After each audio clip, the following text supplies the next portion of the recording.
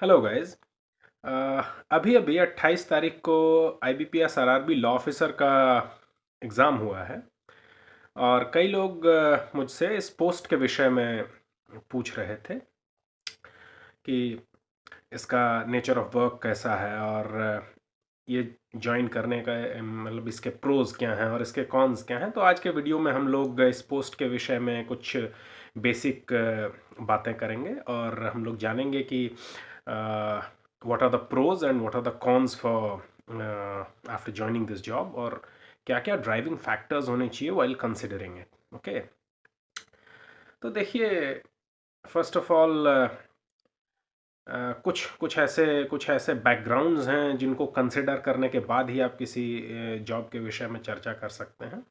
The very first one being कि ये कितनी रेगुलर वैकेंसी है, वेदर उसके बाद ये टाइमली रिजल्ट दे पा रहा है या नहीं दे पा रहा है। एंड स्पेसिफिकली जब हम लोग लॉ स्टूडेंट्स की बातें करें तो ज़्यादातर लॉ स्टूडेंट्स टाइमली वैकेंसीज नहीं होने के कारण परेशान होते हैं। आप देखेंगे कि अभी झारखंड जुडिशल सर्विसेज का मेंस ऐसा ही अटका हुआ है। बिहार, उत्तर प्रदेश, मध्य प्रदेश सभी जगहों के की न्यायिक सेवाओं की परीक्षाएं जो हैं वो देर ही हो रखी हैं। तो ऐसी परिस्थिति में और विशेष करके अब जब 3 ईयर एक्सपीरियंस वाला लॉ आ चुका है तो कोई ऐसी वैकेंसी जो कि रेगुलरली आती हो और टाइमली रिजल्ट दे देती हो, ये बहुत ही ज़्यादा इम्पॉर्टेंट हो जाता है। और वैसी वैकेंसीज में से एक बड़ी प्रोमिनेंट है IBPS RRB की। ऑलराइट, डेफिनेटली इसमें भी 2 इयर्स का एक्सपीरियंस आपको डिमांड किया जा रहा है, लेकिन कुछ तो टाइम ज़रूर बच रहा है। It is better than waiting for 3 years of experience and उसके भी बाद भाई 3 साल एक्सपीरियंस के बाद वैकेंसीज कब आएंगी इसका भी कोई ठिकाना नहीं होता है। तो जब हम लोग इस जॉब के और स्पेसिफिकली इस एग्ज़ाम को देने के फ़ायदों की चर्चा करेंगे तो सबसे पहला और सबसे प्रोमिनेंट जो मुझे फ़ायदा दिखता है वो यही है कि ये वैकेंसीज रेगुलर हैं। कम सीटें आएँ, ज़्यादा सीटें आएँ, पर आ जाती हैं और टाइमली रिजल्ट दे दिया जा रहा है। दूसरी बात इसमें जब आप कीजिएगा तो आपको ये निश्चित तौर पे करना पड़ेगा कि भाई कोई भी अगर आप ऐसा जुडिशल सर्विसेज या असिस्टेंट प्रोसिक्यूशन ऑफिसर्स का एग्ज़ाम दे रहे हैं तो वो 3 स्टेज्ड पेपर है और चाहते ना चाहते उसमें 1 साल 1.5 साल पूरी प्रक्रिया को समाप्त करने में लगना बड़ा ही लाजमी है। पर जब हम लोग इस एग्ज़ाम की बात करते हैं तो इंटरव्यूज़ इसके ऑलमोस्ट रिडंडेंट टाइप के ही होते हैं, जिसकी चर्चा हम लोग किसी अन्य वीडियो में कर लेंगे। पर एग्जामिनेशन जो आप कहिएगा ये सिंगल स्टेज का एग्ज़ाम ही है। You are not concerned about written paper, आपको मेंस नहीं देना है। तो ये थोड़ा सा नेचर ऑफ एग्जामिनेशन को भी सिंप्लीफाई कर देता है। ऑलराइट, अब इसके बाद हम लोग बात करते हैं जब आप जॉब में चले जा रहे हैं तो उस कंटेक्स्ट में हम लोगों को क्या क्या फ़ायदे उपलब्ध हो जा रहे हैं। तो very first and foremost pro जो आप कह सकते हैं इस जॉब का है, that is job security. Government job है, your job is secure once you have completed your probation. और प्रोबेशन से भी किसी को निकालने का आप इंस्टांस ना के बराबर आप पाएंगे। तो अनलेस कि यू हैव डन समथिंग जो कि इरिपेरेबल लॉस क्रिएट कर दे, कॉज कर दे बैंक को, आपको किसी भी तरह से जॉब से नहीं निकाला जाएगा। And post the Covid situation you will understand how important job security is. Alright, उसके बाद जो अगला फ़ायदा है, इट पेज क्वाइट हैंडसमली। बहुत ही अच्छी सैलरी है इसकी। ओके, अभी भी आप ज्वाइन करोगे तो it will be more than lakh of rupees. 1,08,000 1,10,000 के आसपास अभी इसकी सैलरी है, ग्रोस सैलरी है, जो कि इन हैंड आते आते आपको 95-98,000 इन द लीस्ट ज़रूर मिल जाती है। तो सैलरी बड़ी ही हैंडसम है। इसके बाद और हम लोग चर्चा करें तो सबसे बढ़िया बात और क्या हो जाएगी कि आपको एक ऑफिसर का स्टेटस भी मिल जा रहा है। बैंकिंग स्ट्रक्चर में आप देखेंगे तो पीओज स्केल 1 पे हैं, आप स्केल 2 पे डायरेक्ट ज्वाइन कर रहे हो, तो आप भी जो है ऑफिस के ऑफिसर का स्टेटस भी मिल जा रहा है। इसके साथ साथ लेकिन जब इन चीज़ों की चर्चा करते हैं तो इसमें हमें साथ साथ जो है इनके कुछ कॉन्स की भी चर्चा करनी पड़ेगी। और हालांकि अगला जो एक मैं इस पे बात करना चाह रहा हूँ वो है work life balance. Work life balance मेरे हिसाब से बड़ा ही सब्जेक्टिव चीज़ है, और ये हो सकता है मेरा नज़रिया कुछ और हो, आपका नज़रिया वहाँ पे बदल जाए। पर work life balance at least RRBs में पब्लिक सेक्टर बैंक्स के कंपैरिजन में थोड़ा बेहतर तो ज़रूर है। बट अगर आप इसका कंपैरिजन कुछ अन्य गवर्नमेंट पोस्ट से करने लगेंगे तो निश्चित तौर पे आपको कुछ समस्याएं आएंगी। अब बैंकिंग इंडस्ट्री का नेचर ही ऐसा है कि अक्सर यहाँ पर आपको ऑफिस से छूटने में 7-8 शाम का बज ही जाता है। विशेष करके लॉ ऑफिसर्स के लिए ऐसा इसलिए भी हो जाता है क्योंकि आपकी पोस्टिंग अक्सर जो है रीजनल ऑफिसेस में होगी या हेडक्वार्टर्स में होगी। आप बड़ा ही सेल्डम ऐसा इंस्टांस पाओगे कि किसी लॉ ऑफिसर को ब्रांच में भेज दिया गया हो। एंड अगर ऐसा हो भी रहा है तो इट विल नेवर हैपन कि आप you are in the capacity of a law officer आप ब्रांच जा रहे हो। ऑलमोस्ट आपको ऐसे इंस्टांसेस नहीं ही मिलेंगे।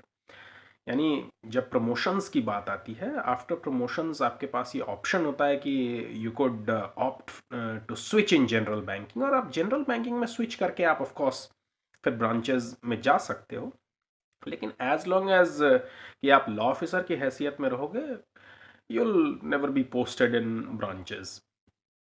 ऑलराइट, तो ये एक महत्वपूर्ण इशू हो जाता है। पर वर्क लाइफ बैलेंस की जब हम लोग चर्चा करें तो it is a subjective thing, और कुछ लोगों को 8 बजे आना बिल्कुल भी आपत्तिजनक नहीं लगेगा, और कहीं पे कुछ ऐसे भी लोग हैं जिन्हें लगेगा कि 8 o'clock is way too late. Alright, और एक और इशू जो इसी कंटेक्स्ट को एड्रेस करता हुआ होता है, आमतौर पे मुझसे पूछा जाता है कि क्या इस जॉब में रहते हुए किसी अन्य एग्ज़ाम की प्रिपरेशन की जा सकती है। और ये एक बड़ा ही रेलेवेंट क्वेश्चन हो भी जाता है भाई स्टूडेंट्स के लिए। तो देखिए, इसका आंसर भी सब्जेक्टिव भी हो जाएगा। यदि मैं अपनी बात करूं तो मैं इतना ड्रिवन व्यक्ति नहीं था जो कि इस जॉब में रहते हुए अन्य एग्जामिनेशंस की प्रिपरेशन कर पाता। पर इसका ये मतलब नहीं है कि अन्य कोई भी व्यक्ति तैयारी नहीं कर सकता है। मैंने अपने साथ कुछ काम कर रहे लोगों को देखा कि भाई मुझसे ज़्यादा हेक्टिक वर्क शेड्यूल होने के बावजूद दे क्लियर्ड यूपीएससी। राइट, तो hats off to those guys. अगर आप इतने ड्रिवन हो कि आप 8-9 बजे वापस आने के बाद भी 3 to 5 आवर्स आप दे पा रहे हो अपने स्टडीज़ को, हैट्स ऑफ टू यू। लेकिन आमतौर पे आप पाइएगा कि ऐसे लोग बहुत ज़्यादा नहीं होते हैं, इतने ड्रिवन नहीं हो पाते हैं। और विशेष करके जब आप किसी एक नौकरी में आ जाते हैं, एक सेटअप में आ जाते हैं, पैसे आने लगते हैं, तो अक्सर आदमी थोड़ा रिलैक्स होने लग जाता है। ऑलराइट, तो ये एक बहुत बड़ा इशू हो जाता है। तो एग्जामिनेशंस की प्रिपरेशन एक सब्जेक्टिव विषय है, और हर व्यक्ति को अपने हिसाब से इसको देख लेना चाहिए। ठीक है, हम लोगों ने मोर और लेस प्रोज की चर्चा कर ही ली है। अब इस जॉब में रिलेटेड कुछ कॉन्स हैं जो कि kind of corollary to these pros ही होंगे। तो इसमें सबसे पहला जो मुझे इशू लगता था भाई, कि मुझे लग रहा है या अन्य बहुत सारे लोगों को भी ऐसा लगेगा कि जब आप ग्रामीण बैंक में हैं, रीजनल रूरल बैंक्स में हैं, तो आपकी पोस्टिंग बड़े शहरों में कभी कभार ही होती है, या बड़ी कम ऐसे ऐसे मौके मिलेंगे कि आपको कैपिटल सिटीज़ या बड़े जगहों पे पोस्टिंग मिले। ऑफ कोर्स अगर आप हेडक्वार्टर्स में पोस्टेड हैं तो ऐसा हो सकता है, लेकिन आम तौर पे आप पाइएगा कि सेमी अर्बन एरियाज़ में या डिस्ट्रिक्ट्स में आप पोस्टेड रहेंगे। फॉर सम ये एक अच्छी बात है। कुछ अन्य लोग जो और भी मेट्रोपॉलिटन सिटीज़ में रहना चाह रहे हैं या फिर थोड़ी मॉडर्न एमिनिटीज़ का फ़ायदा उठाना चाह रहे हैं, उनके लिए ये एक कंसर्न भी हो सकता है। अब हम लोग नेचर ऑफ वर्क और प्रमोशंस की चर्चा कर लेते हैं। तो नेचर ऑफ वर्क की यदि बात करेंगे तो the work is quite repetitive in nature and allow me the liberty to say कि ये वर्क जो है it is kind of clerical in nature as well. आप स्केल 2 पे ज्वाइन कर रहे हो, उस वक्त भी आपका काम सिमिलर फैशन का है, और आप प्रमोट होकर के स्केल 4-5 पे भी चले जाओगे तो भी नेचर ऑफ वर्क चेंज नहीं होने वाला है। और काम आपका क्या रहता है कि बैंक में जो भी बैंक के अगेंस्ट केसेस चल रहे हैं, आइदर अपने एम्प्लॉयज़ के साथ या फिर कस्टमर्स के साथ, आपको उन सारे केसेस को कंपाइल करके रखना है, डेटा बना करके रखना है, और as and when needed you will have to report it to senior officers.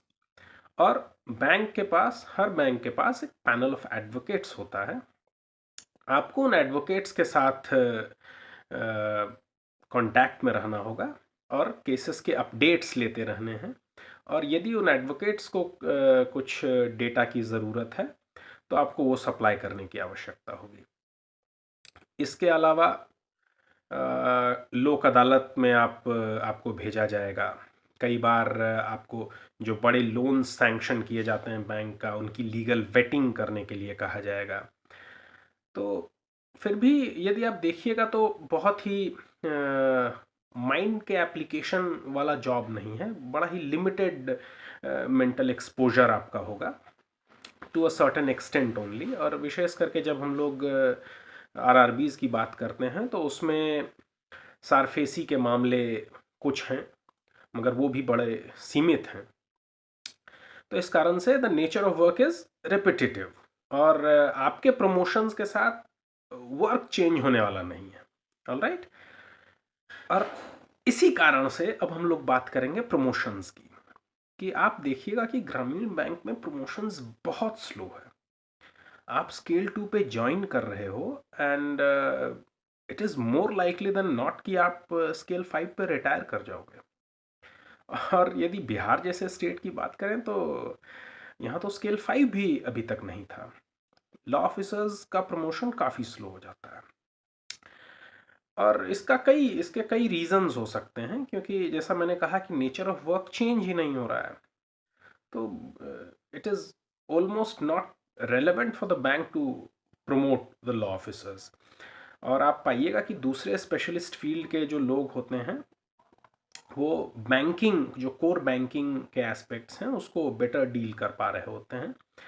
तो इस कारण से लॉ ऑफिसर्स का इस सेटअप में काफ़ी ज़्यादा रेलेवेंस नहीं रह पाता है। ऑलराइट। तो प्रमोशंस भी इसका काफ़ी स्लो हो जाता है। एंड फाइनली जिसे आप एक कॉन कह सकते हो, या for merely for enlisting it, कि बैंकिंग सेक्टर के बियॉन्ड आपका कोई प्रभाव नहीं रहता है। आप बैंकिंग सेक्टर में तो रेलेवेंट हो जाते हो, but beyond that banking sphere ये बहुत ज़्यादा आपका जॉब रेलेवेंट नहीं रह पाता है। और ये कम्प्लीटली जो है बैंकिंग के भी बैक चैनल्स में काम करने वाली पोस्ट है। ऑलराइट। तो ये था इस जॉब को लेकर के, इसके कुछ फ़ायदे, कुछ नुकसान। यदि आप लोगों को इसके विषय में कोई भी क्वेश्चंस हों और कुछ भी आप जानना चाहते हैं तो आप कमेंट कर सकते हैं, और मैं कोशिश करूँगा कि to the best of my capabilities मैं उनका आंसर कर सकूँ। Thank you very much.